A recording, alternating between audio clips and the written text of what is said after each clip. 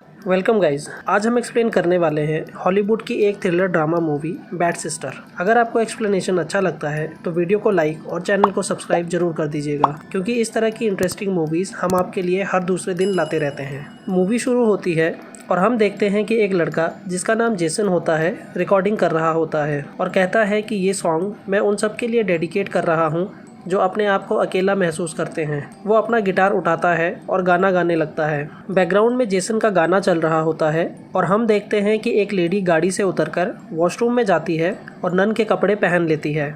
Summers की छुट्टियां ख़त्म होने के बाद जेसन स्कूल जाता है और उसके साथ उसकी सिस्टर जोई और उसके पेरेंट्स भी होते हैं। जेसन अपना गिटार भी साथ लाया होता है क्योंकि उसको सिंगिंग पसंद होती है, लेकिन उसके डैड को नहीं। उसके डैड कहते हैं कि इस समर तुम्हारा बिहेवियर अच्छा नहीं था और तुम्हारी कोई कंप्लेंट नहीं आनी चाहिए। इतने में सिस्टर रेबेका वहाँ आ जाती है और कहती है कि आप लोग फिक्र मत करो, हम जेसन का ख्याल रखेंगे। फिर सिस्टर रेबेका अपने ऑफिस जाती है जहाँ वो सिस्टर सोफिया से मिलती है, जिसने आज ही स्कूल ज्वाइन किया होता है। वो दोनों एक दूसरे से बातें करते हैं और रेबेका सोफी से कहती है कि यहाँ कोई भी टीचर मेकअप नहीं कर सकती और उसे अपना लिपस्टिक निकालने के लिए कहती है। वो दोनों बाहर जाते हैं और रास्ते में उन्हें जेसन मिल जाता है और सोफिया उसे देखकर बहुत इम्प्रेस लगती है। जेसन वहाँ से चला जाता है और रेबेका सोफिया को बताती है कि उसके ग्रेड्स अच्छे नहीं हैं और उसने अपने डैड की गाड़ी का भी एक्सीडेंट कर दिया था। कुछ देर बाद सोफिया अपने रूम में होती है और लैपटॉप पे जेसन को गाते हुए देख रही होती है और लैपटॉप पर उसे किस भी करने लगती है। फिर रात को जेसन अकेले में गाना गा रहा होता है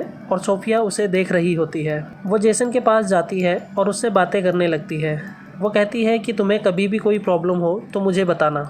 अगले दिन सब लोग क्लास में होते हैं और सेरा नाम की लड़की जेसन से बात कर रही होती है और वो उसे पसंद भी करती है। सोफिया उन दोनों को बातें करते हुए देखती है जो उसे बिल्कुल भी अच्छा नहीं लगता। वो सेरा के पास जाती है और उसे क्लास में सबसे आगे बिठा देती है। क्लास के बाद सोफिया जेसन के पास जाती है और पूछती है कि क्या सेरा तुम्हारी गर्लफ्रेंड है? तो जेसन कहता है कि नहीं, वो मेरी गर्लफ्रेंड नहीं है। ये सुनकर सोफिया खुश हो जाती है और वहाँ से चली जाती है। फिर अगले दिन सेरा जेसन से मिलती है और उससे कहती है कि तुम एक दिन बहुत बड़े स्टार बनोगे, और फिर वो जेसन को किस करने लगती है। सोफिया अचानक से वहाँ आ जाती है और बहुत गुस्से में होती है। वो सेरा को वार्न करती है और कहती है कि तुम जेसन से दूर रहना। फिर क्लास खत्म होने के बाद सोफिया जेसन को रोक लेती है और कहती है कि तुमने तो कहा था कि सेरा तुम्हारी गर्लफ्रेंड नहीं है, लेकिन तुम उसे किस कर रहे थे। वो कहती है कि क्लास के बाद तुम मुझे मेरे चैम्बर में मिलना, हम वहाँ बात करेंगे। वो अपने चैम्बर में जेसन का इंतज़ार कर रही होती है और वो जानबूझकर दरवाज़ा खुला छोड़ देती है। वो अपने कपड़े उतारकर अपनी बॉडी पे लोशन लगाने लगती है। जेसन वहाँ आता है और बाहर से सोफिया को देखने लगता है। वो सोफिया को अंडर गारमेंट्स में देखता है जो उसे अच्छा लगता है। फिर वो बिना कुछ कहे ही वहाँ से चला जाता है। जेसन रात को अपने बेड पे होता है और सोफिया को इमेजिन करने लगता है उसके साथ रोमांस करते हुए। अगले दिन जेसन के पेरेंट्स उन्हें वीकेंड के लिए घर लेने आते हैं और सेरा वहाँ आकर जेसन से बात करने लगती है।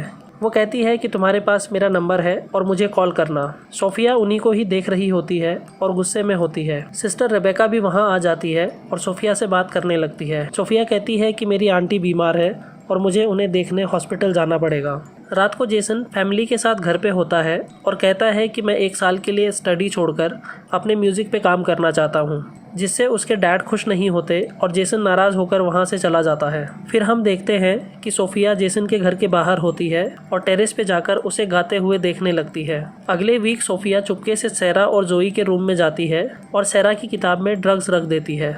अगले दिन वो क्लास में सबको बुक ओपन करने को कहती है और जब सेरा अपनी बुक ओपन करती है तो सोफिया देख लेती है कि उसके बुक के अंदर ड्रग्स होती है जो उसने खुद ही रखी थी। सोफिया रेबेका के पास जाती है और वो लोग सेरा को सस्पेंड कर देते हैं। सोफिया कहती है कि इसमें और लोग भी इन्वॉल्व हो सकते हैं। वो सबके कमरों की तलाशी लेने को कहती है। वो लोग जेसन के रूम की तलाशी लेते हैं जहां उन्हें शराब की बोतल मिलती है। वो जेसन से उसके बारे में पूछते हैं और जेसन कहता है कि इससे मेरा कोई लेना देना नहीं है, ये बोतल मेरी नहीं है।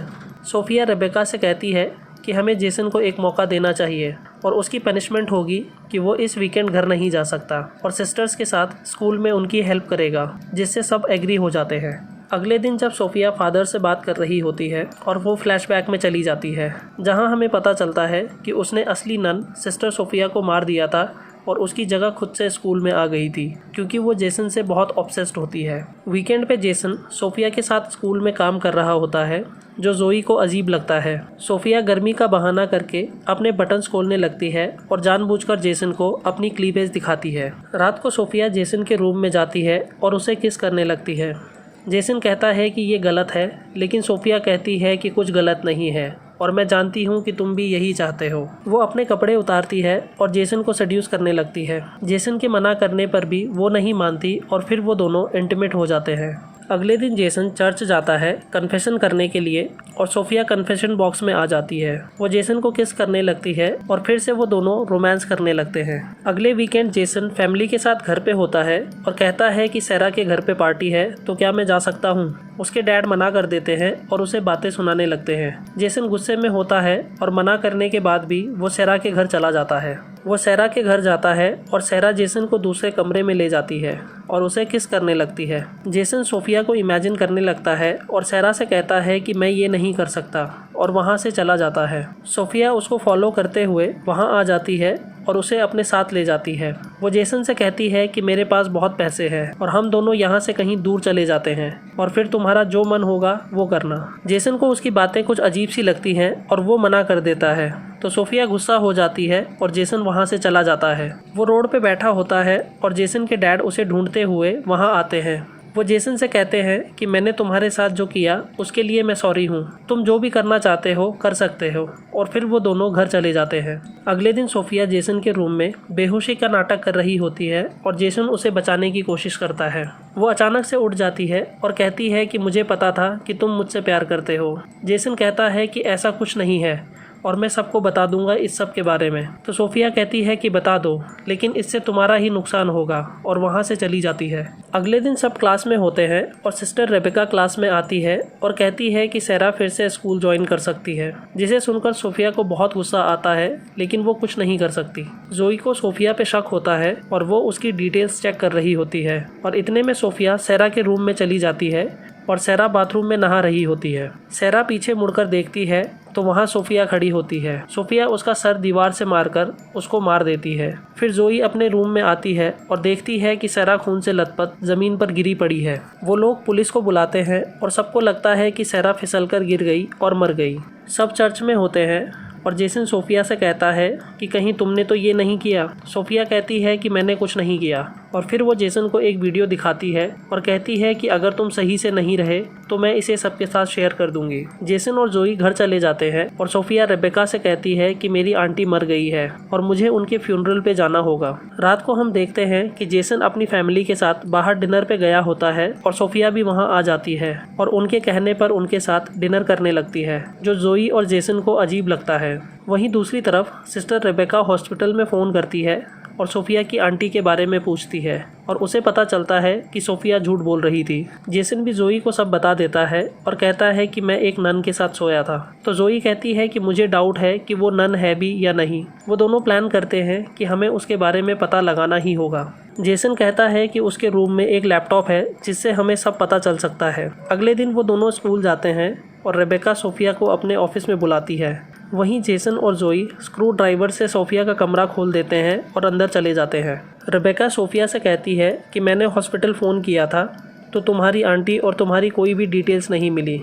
वो कहती है कि तुम क्या छुपा रही हो। रेबेका कहती है कि मैं फ़ादर को सब बताने जा रही हूँ और इतने में सोफिया लैंप से उसके सर पे मार देती है और रेबेका बेहोश हो जाती है। वहीं जेसन और जोई को भी पता चल जाता है कि सोफिया का असली नाम लॉरा है और वो कोई नन नहीं है। वो रेबेका को बताने जाते हैं लेकिन डोर लॉक होता है। जोई और जेसन चर्च से बाहर आ रहे होते हैं और पीछे से सोफिया वहां आ जाती है। जोई कहती है कि तुम नन नहीं हो और हम सबको बताने जा रहे हैं। सोफिया जेसन से कहती है कि तुमने सारे सॉन्ग्स मेरे लिए ही लिखे थे और हम यहाँ से चले जाएंगे। जेसन कहता है कि मैंने तुम्हारे लिए कोई सॉन्ग नहीं लिखे और मैं तुम्हें जानता भी नहीं था। जोई सोफिया से कहती है कि तुम बीमार हो और मेरे भाई को छोड़ दो। सोफिया गुस्सा हो जाती है और वो जोई को मारने लगती है।